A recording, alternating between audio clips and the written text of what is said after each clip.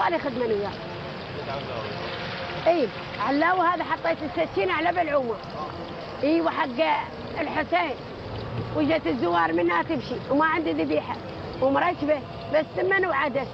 قلت له ربي هاي الناس جايه من البصره ومن العماره ومنين ما كان، انا هسه ينخلي بقلبي ناكل بس الثمنات والمرقه العدسه هذه فارغه. ربي هسه اريد خطيت السكينه على بلعومه.